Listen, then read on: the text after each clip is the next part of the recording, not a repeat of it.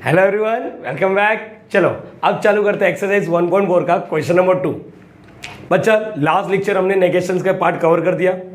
ये वाला सबसे आसान क्वेश्चन होता है, सिर्फ तुम लोगों को एक ही फंडा लगने वाला है, एक ही फॉर्मूला यूज होएगा जो पिछले 3-4 लेक्चर से हम लोग कर रहे हैं। जैसे कि यहाँ पर P यहाँ पर सिंगल एरो Q, इसका फॉर्मूला क्या होता बताओ?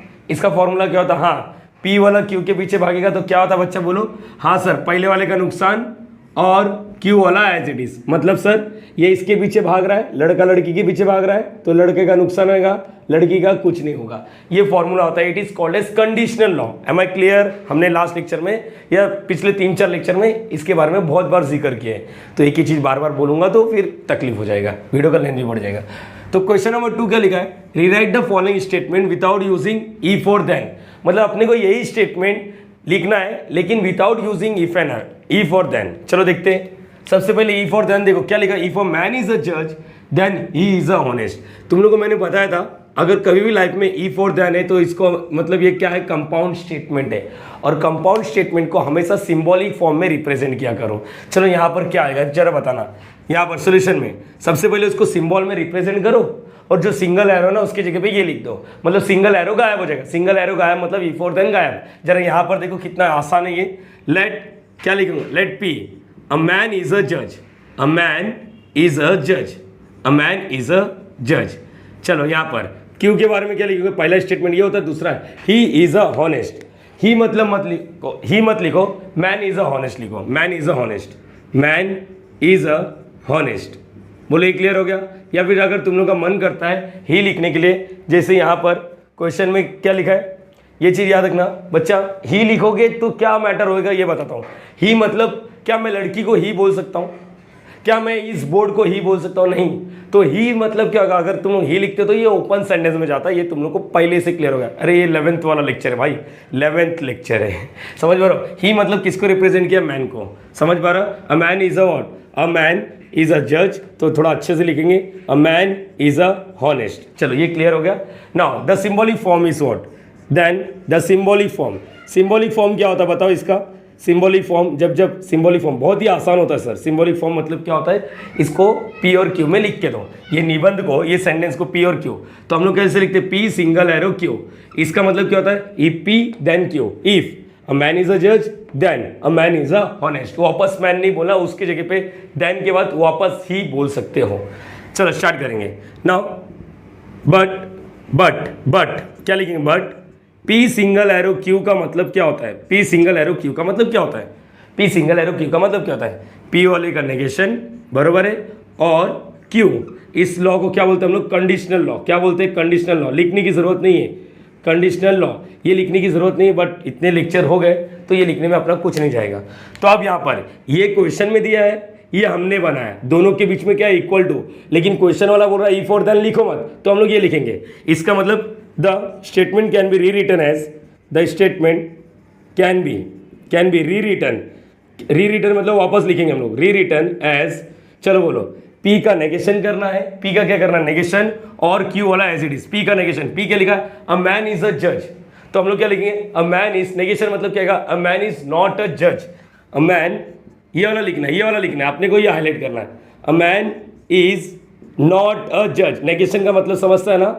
क्या होता है? नॉट नहीं रहेगा तो नॉट लगाओ, और नॉट है तो नॉट को हटाओ। आगे क्या लिखा है? और लिखा है क्यू क्या लिखा है? A man is a honest. वापस मैन मत लिखो, और ही इज अ हॉनेस्ट। क्या लिखोगे? He is a honest. Am I clear? यहां पर ये देख लो जरा, क्वेश्चन बरोबर लिखा ना यहाँ पर, और he is a what? Honest. Am I clear? मैंने क्या बोला यहाँ पर? जरा ये देखने का, अ मैन इज नॉट अ जज, मैन इज अ जज, man is a honest, symbolic form लिख दिया। ये लिख नहीं सकते क्योंकि क्वेश्चन वाला उसने बोला कि विदाउट ई फॉर देन। देखो इसका और इसका मीनिंग, दोनों का मीनिंग सेम होता है, इसका और इसका मीनिंग सेम होता है, लेकिन इसमें अपन ने ई फॉर देन लगाया नहीं। चलो ये होने के बाद अब एक काम करते, सेकेंड वाला भी देख लेते, क्या है बोलो? यहाँ पर टेक्स्ट बुक में देखो, if 2 is a rational number, second वाला लिखता हूं यहाँ पर, if 2 is a rational number, question देखते जाने का। 2 is a rational number, then 2 is a rational number, then √2 is a irrational number, √2 is a irrational number, ये क्वेश्चन है। चलो एक काम करो, वीडियो को पॉज करो सब लोग, वीडियो को पॉज करो और ट्राई करो। चलो सब लोग हर एक बच्चा वीडियो को पॉज करो और ट्राई जरूर करना। चलो करो।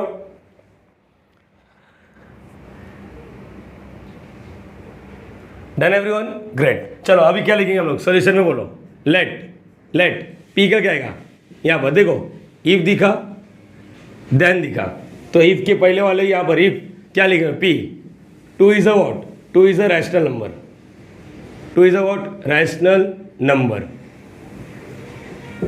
क्यू क्या है, √2 is a irrational number, irrational number. Symbolic form बोलो, सिंबॉलिक फॉर्म। चलो इजी है, सिंबॉलिक फॉर्म बोलो, बहुत ही आसान होता है ये। पी सिंगल एरो क्यू, अरे इसकी जस्ट पहले मैंने शूट किया था, देखो यहाँ पर ये भीग गया था, मैंने इसको सुखाया फिर से आगे शूट करने चलो यहाँ पर सिंबॉलिक फॉर्म, तो हम लोग क्या लिखेंगे, but P single arrow Q का मतलब क्या होता है, पी सिंगल एरो क्यू का मतलब होता है नेगेशन पी और क्यू।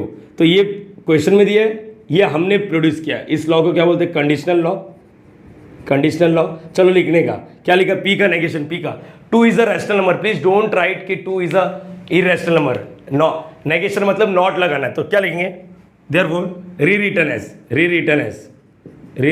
एज पूरा लिखने का।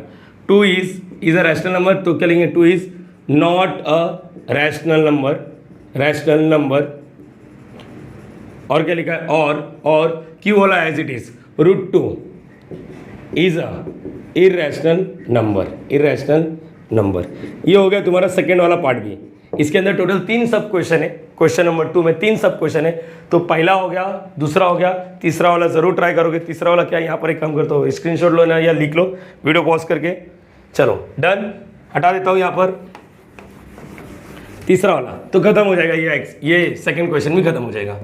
तीसरा वाला क्या लिखा है, if f of 2 equal to 0, then क्या लिखा है यहाँ पर, f of x is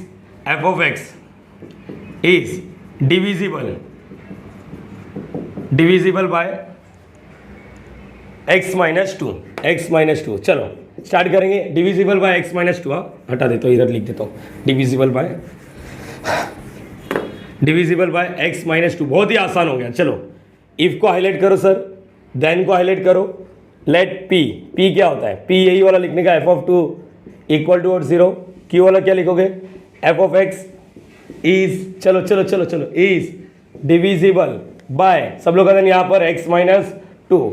symbolic form बोलो, सिंबॉलिक फॉर्म। अरे सर बहुत ही आसान है सिंबॉलिक फॉर्म, बच्चे सॉल्व कर सकते हैं ये सब चीज़।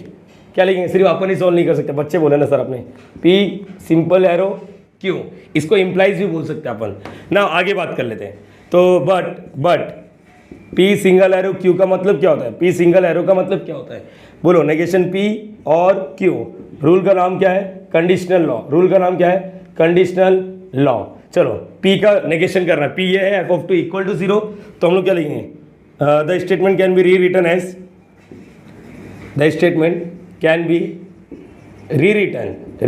एज, चलो बोलो क्या आएगा, p का negation f of 2 is not equal to 0, और q वाला as it is, f of x is divisible by x minus 2।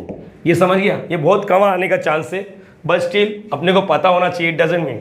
तो जरा दिमाग लगाओ, मैंने बोला दिमाग लगाओ। ऐसे क्वेश्चन और क्या आ सकता है, वो बोलेगा without using if and only if. मेरे हिसाब से ऐसा भी क्वेश्चन आ सकता है, कैन बी मैंने लिखा, कैन बी। तो तुम लोगों को ये समझना चाहिए हम लोग क्या बोलेंगे, without if and only if. तो इसका बताओ, सिंगल एरो को क्या लिख सकते हैं हम लोग, p single arrow q, compulsory q single arrow p, ये लिख सकते हो। If p then q and if q then p, ये लिख सकते हो। देखो इफ एंड ओनली इफ हट गया, समझ पा रहे हो। अगर क्वेश्चन में लिखा है without using if and only if और इफ देन, तो हम लोग क्या बोलेंगे, इसको भी सॉल्व कर देंगे। बोलो क्या होगा, इसका घाटा आएगा और इसका कुछ नहीं जाएगा, बरोबर है। अरे हाँ है ना, यहाँ पर इसका घाटा आएगा और इसका कुछ नहीं जाएगा। तो अगर फाइनल आंसर लिखना रहेगा इफ एंड ओनली इफ, तो p का नेगेशन करके और लगा के q लिखो, एंड q का नेगेशन लगा के और लगा के p लगाओ। एम आई क्लियर, मैं क्या बोल रहा हूँ। ये क्वेश्चन आएगा नहीं, लेकिन क्या हम लोग एक्स्ट्रा बात करने में क्या ही जाता है, ऑफलाइन में जब मैं बात करता हूँ तो मैं बोलता देखो दिमाग लगाओ, जिस तरह क्वेश्चन आ गया विदाउट यूजिंग इफ देन, तो हो सकता है क्वेश्चन आ सकता है without using if and only if. Am I clear? तुम लोग का मीनिंग समझ पा रहे हो? ये बोलो या ये बोलो, ये बोलो या ये बोलो, तो हम लोग इसके जगह पे ये भी बोल सकते हैं, इसके जगह पे ये भी बोल सकते हैं। एग्जाम में क्वेश्चन नहीं आएगा, बट सोचो क्या ऐसा हो सकता था, क्वेश्चन बन सकता था, तो answer is yes. Am I clear बच्चा? तो ये हो गया अपना question number 2। Directly next video में मिलेंगे क्वेश्चन नंबर 3, लेकिन वो चालू करने से पहले हाँ सही अलजेब्रा ऑफ स्टेटमेंट इसके पहले के पहले वाला वीडियो जरूर देखना चाहिए, लेक्चर नंबर 9, अदरवाइज आगे का लेक्चर नहीं समझेगा। तो देखो उधर भी मैं ये बोलने वाला, बट स्टिल तुम लोग 10 मिनट का वीडियो में ये बताना जरूरी था। प्लीज उसको रिवीजन करके क्वेश्चन नंबर 3 देखना। Logging out.